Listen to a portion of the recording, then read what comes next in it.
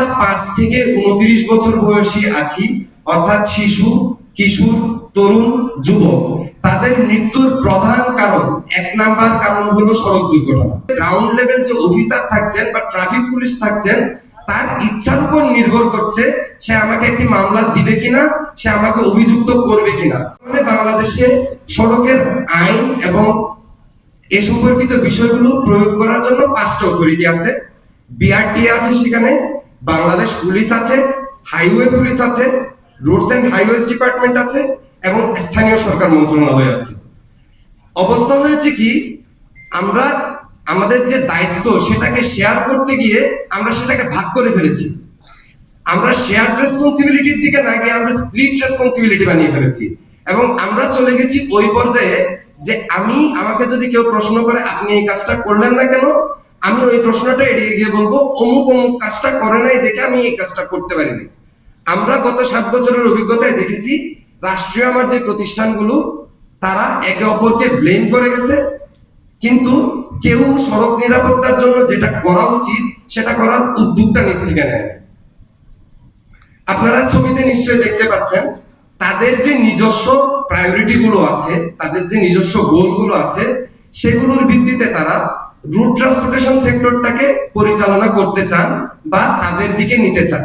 কিন্তু এই 5টা বিভাগ বা 5টা আমার যে গোষ্ঠী এটার জন্য দায়ী, তারা যেহেতু 5 দিক থেকে আমার যে সড়ক পরিবহন ব্যবস্থা সেটাকে টানাটানি করতেছেন, আলটিমেটলি এখানে খুব একটা কিছু পরিবর্তন হয় নাই। বরং আপনি দেখবেন যে 2018 সালে যা সড়ক দুর্ঘটনার রেট ছিল, 2025 সালের বাস্তবতায় দাঁড়িয়ে আজকে আমরা খুব বেশি একটা উন্নতি করতে কিন্তু পারি না। আমরা যদি আরটি এর যে অ্যাচিভমেন্ট গুলো, অর্থাৎ 2018 যে সড়ক আইন সেটার অ্যাচিভমেন্ট গুলোকে বলতে চাই, অ্যাচিভমেন্ট একেবারে নেই সেটা না।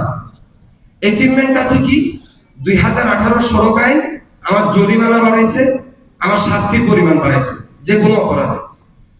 এবং একটা পজিটিভ বিষয়, হেলমেট এবং সিট বেল্টের ব্যবহার 2018 সড়ক আইনটা প্রতিষ্ঠিত হওয়ার পরে বেড়েছে।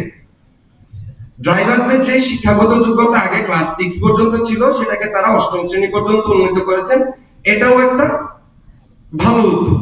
এবং এটার সাথে তারা আরো অনেকগুলো উদ্যোগ নিয়েছেন যেগুলো মূলত সড়ক পরিবহনের সাথে রিলেটেড।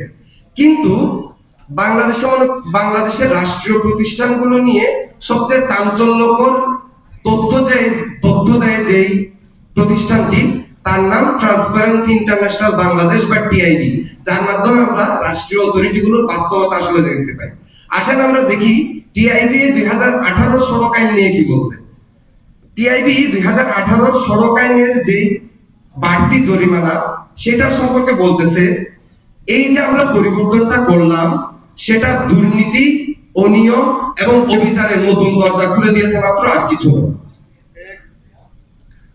এখানের মূল কারণটা হলো কি, আমার বর্তমানে আইনগুলোর লিগ্যাল ফ্রেমওয়ার্ক এত দুর্বল কিংবা সেটার ভাষাগুলো এত অস্পষ্ট যে দিন শেষে ক্ষমতাটা আমার আসলে গ্রাউন্ড লেভেল যে অফিসার থাকছেন বা ট্রাফিক পুলিশ থাকছেন তার ইচ্ছার উপর নির্ভর করছে সে আমাকে একটি মামলা দিবে কিনা, সে আমাকে অভিযুক্ত করবে কিনা।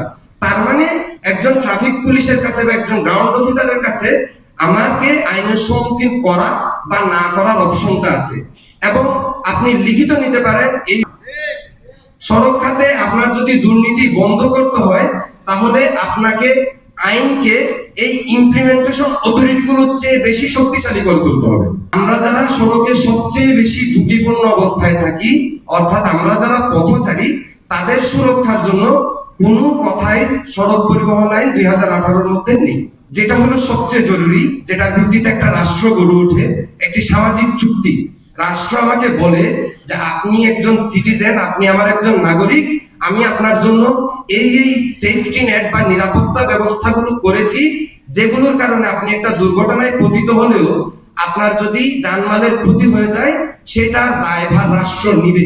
সেই দায়ভার নেয়া বা সেই প্রতিশ্রুতির কথা 2018 যে সড়ক পরিবহন আইন সেখানে উল্লেখ করা হয়নি। যেই রোড অ্যাক্সিডেন্ট গুলো ঘটছে সেগুলোর 68.2% ঘটছে এমন অবস্থায় যেখানে ট্রাফিক ব্যবস্থা কার্যকর ছিল না, অর্থাৎ যেখানে ট্রাফিক ব্যবস্থা ফাংশনাল ছিল না সেখানে আমার দুর্ঘটনার হার 70% প্রায়।